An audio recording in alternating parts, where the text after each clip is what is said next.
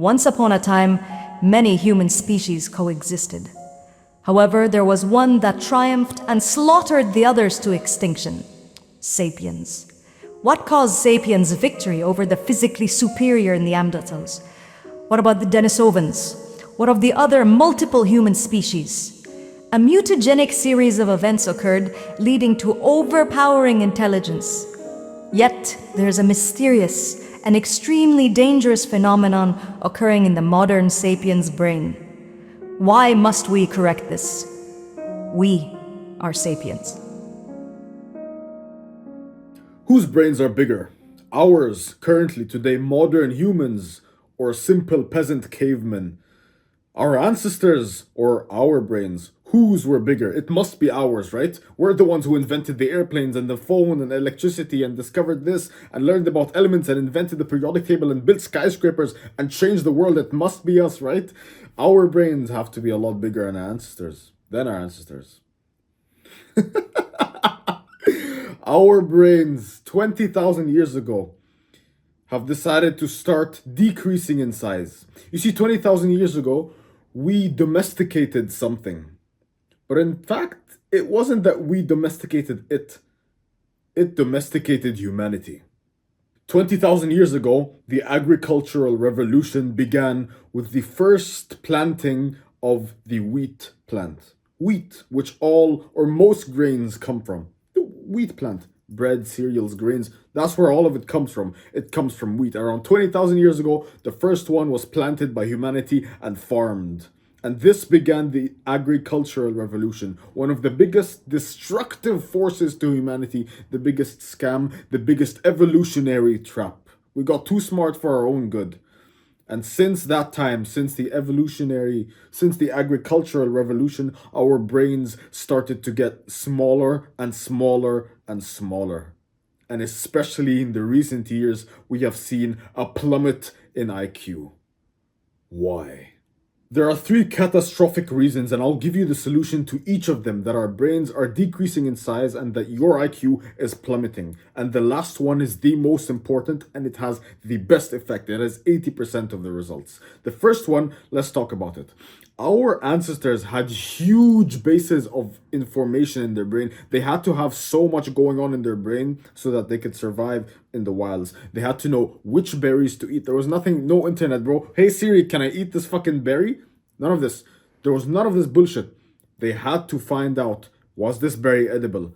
Could we hunt this animal? How do we build this bow? How do we tie this? How do we make this? How do we survive? The color of the sky, will it cause a flood 1 month from now, or will it be a drought? Can I smell the air? Can I do this? Can I hunt this animal? There was so much that our ancestors had to know and perfect and discover. And what does the modern man care to know about today? Who's Logan Paul's next boxing match, bro? Oh, Justin Bieber caught sniffing around fucking Adriana Chichik. I don't know, right? Some bullshit.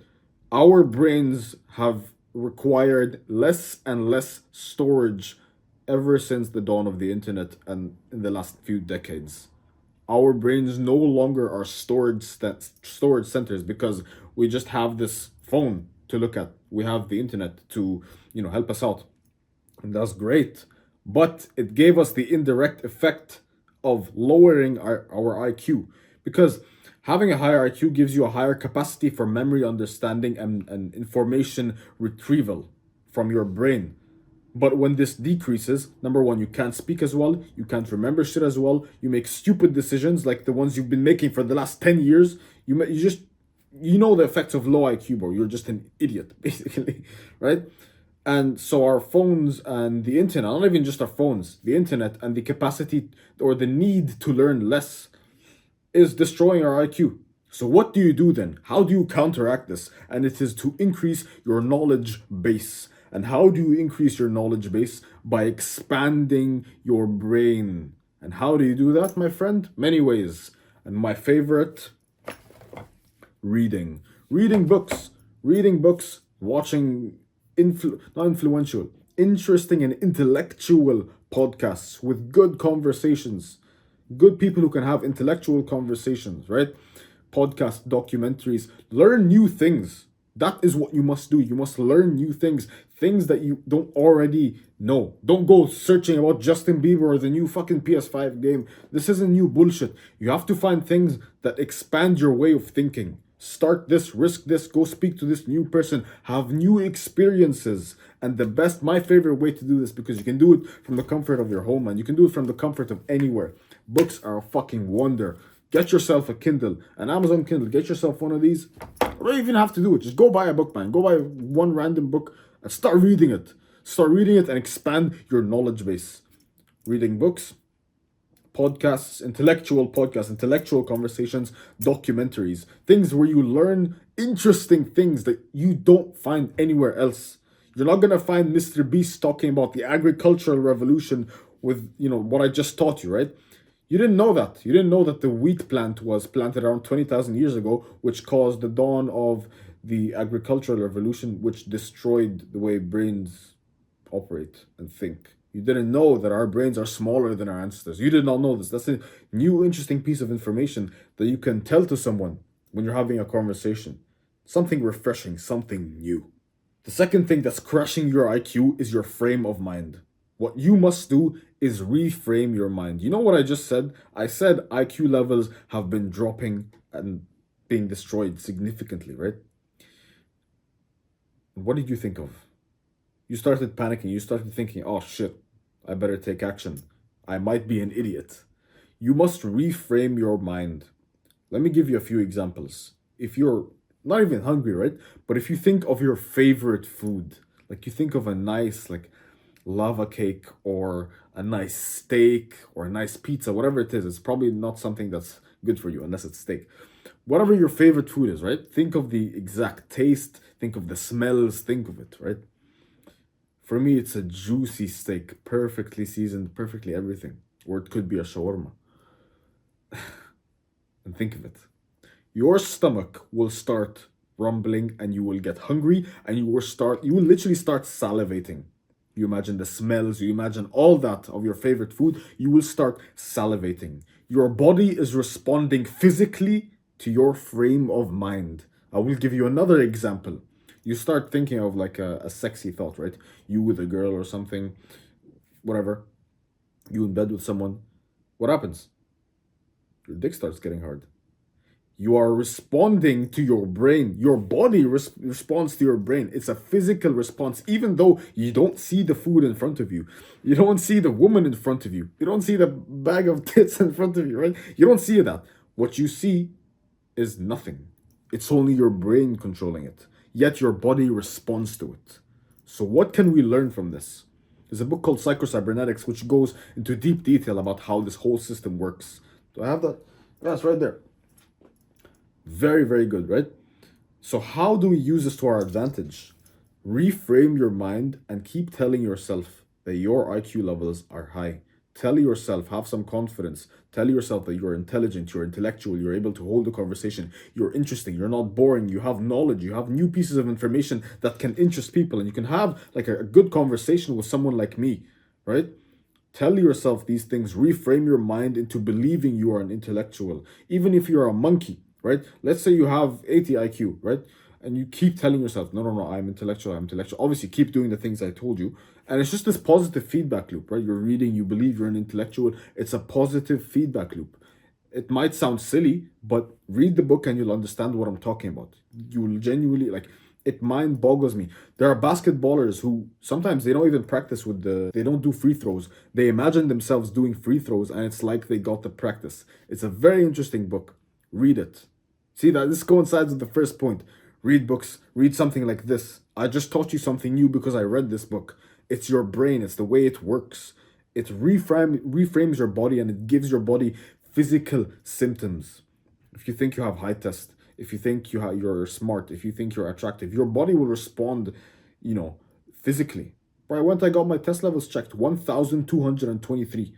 I always knew I had a high test and it just kept on positive feedback looping myself. This can affect you negatively if you have the negative feedback loop. Oh, I'm stupid. Oh, I have low test. Your test levels will crash. They literally will. So reframe your mind. Stop acting like a monkey. Number 3, and this is the most important, it's the wheat plant. It's carbs.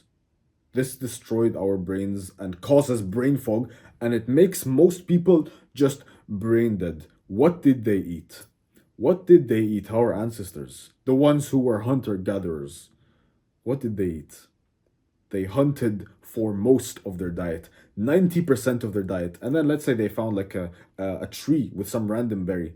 One person would try it out, he would die because it's poisonous, because most plants are poisonous and they literally kill you. 99% of plants in the wild are poisonous and they will kill you except the 1%. 1%, one day some tribe comes across a kiwi tree, one of them bites it, tastes it, it's lovely, and he survives. 90% of the diet comes from meat, comes from animals who were hunted and killed and cooked.